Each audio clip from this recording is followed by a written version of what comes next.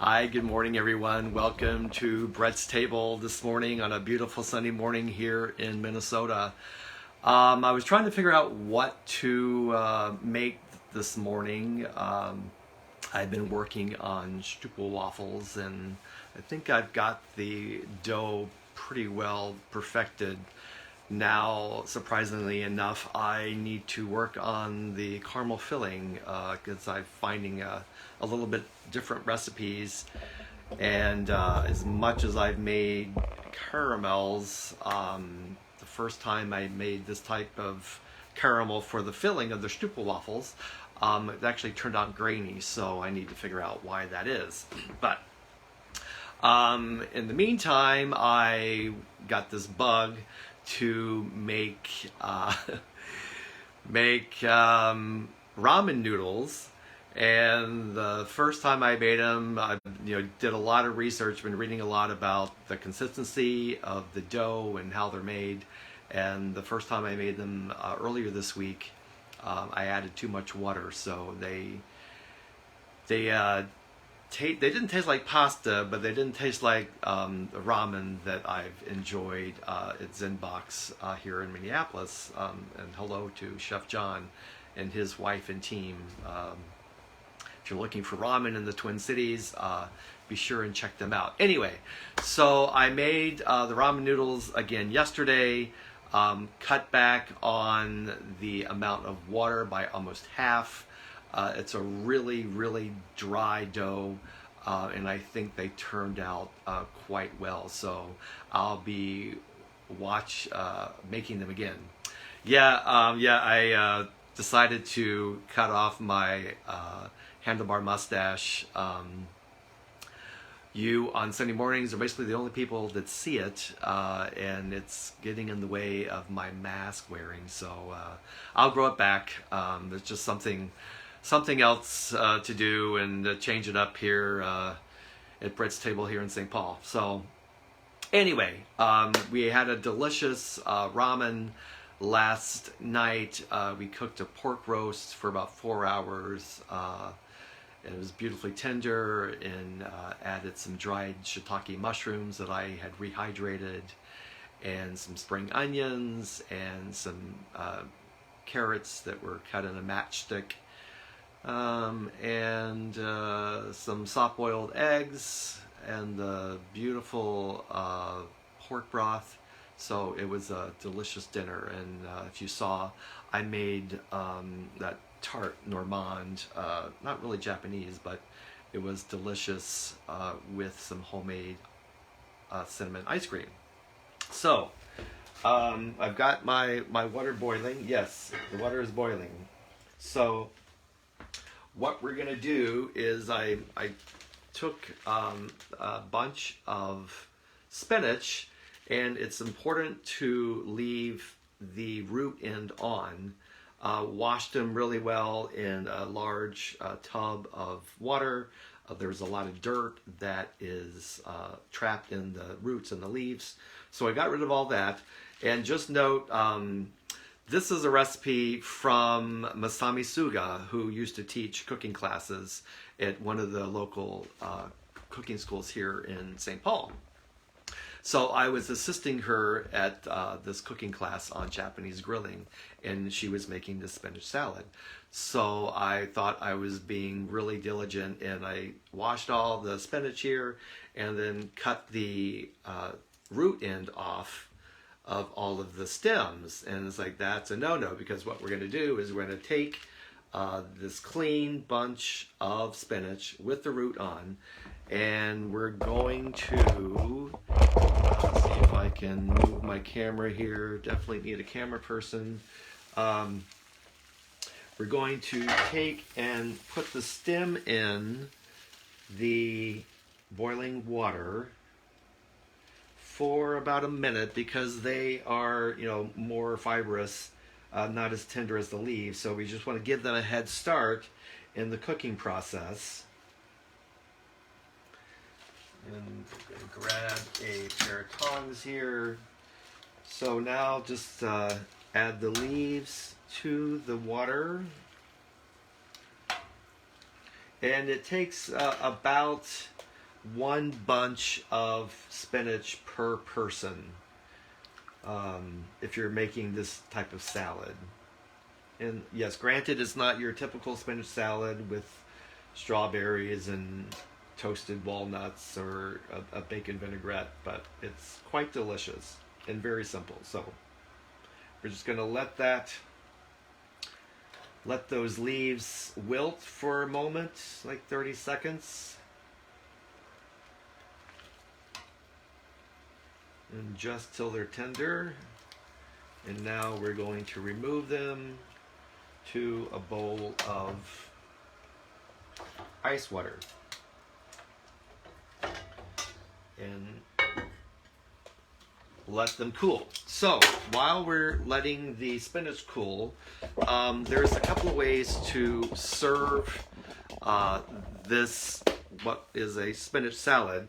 In the traditional Japanese way, you would just add some soy sauce and some bonito flakes. And bonito flakes are a smoked, dried skipjack tuna that is then flaked, and you would just sprinkle the bonito flakes and a little drizzle of soy sauce over your salad.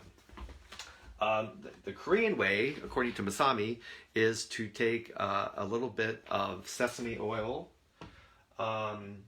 some rice vinegar, some soy sauce,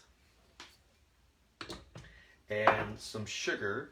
So I've got a tablespoon of sugar.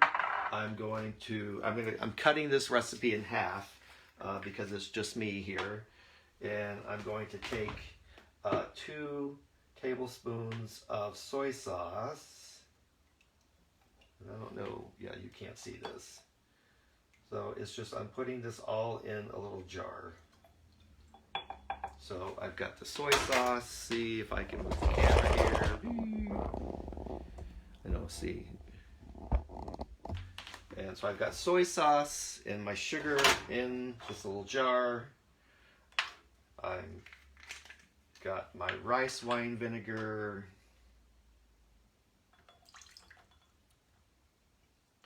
Three or 4 tablespoons.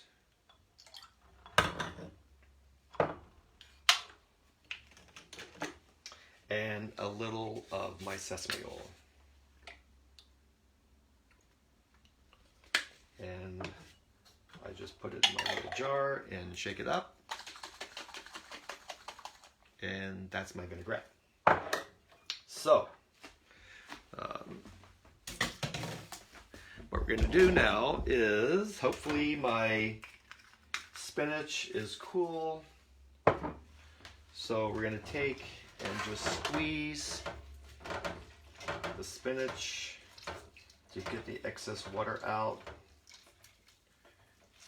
And you want to be firm. Can you be firm and gentle at the same time as we squeeze the water out of the spinach?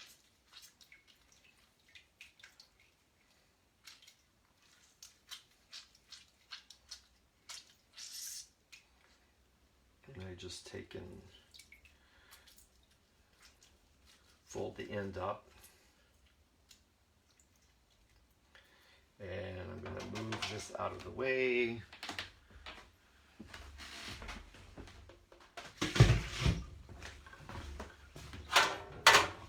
And now I have a paper towel here, and I'm going to just roll this up to get even more of the water out of it.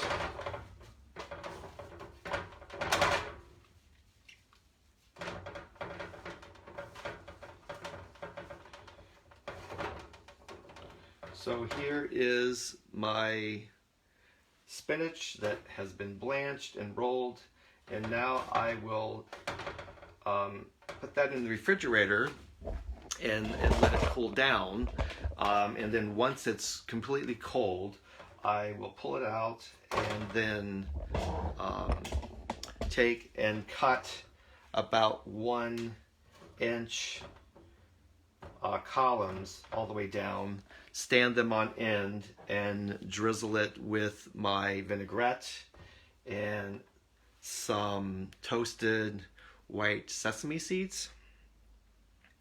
And that is what we did last night to serve as a first course before we had our homemade ramen. So that's all there is to making what I'm calling a spinach salad. Really simple to do. Just, be sure to find your spinach leaves that still have the root end on them, and organic if possible. And like I said, blanch them, shock them in ice water, squeeze the water out, and then form them into this beautiful log of spinach. Cut them and then serve them with the vinaigrette. So thank you so much for joining. Also, I have last week. Let me get the cookies that I made last week. I'll be right back.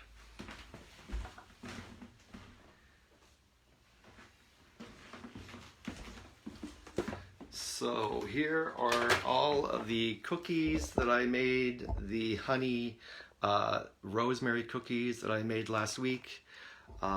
There is no way I am going to be able to eat all of these. So if someone would like some cookies, let me know and stop by, and you can have some cookies to enjoy with your tea this afternoon, or your, yes, Nikki, a lot of cookies. Plus I have 2 more logs that I made last week. It's, interesting. It takes time and planning to do these even 15-minute cooking segments, and it gives me a lot of food that is, basically I'm here by myself. So I was also watching David Leibovitz's Instagram Live. He was doing Instagram Live a couple of days ago, and he just came back from the market in Paris, and had bought cheese, and maybe one of these Sundays I'll copy him and show you what I've picked up from the market, even though the markets here in St. Paul are winding down. So what do you do with the root? Fortunately, you cut the ends of the root off, and the very ends are not eaten.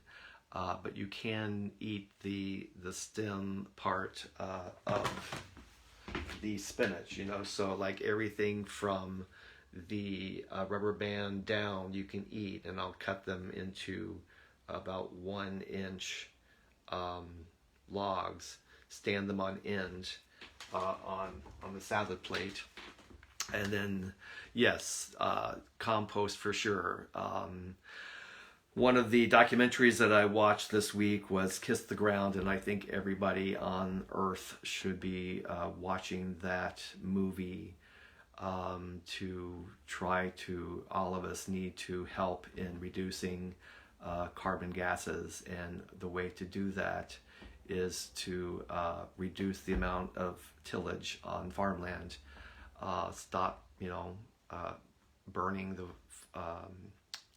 rainforest, and do what we can.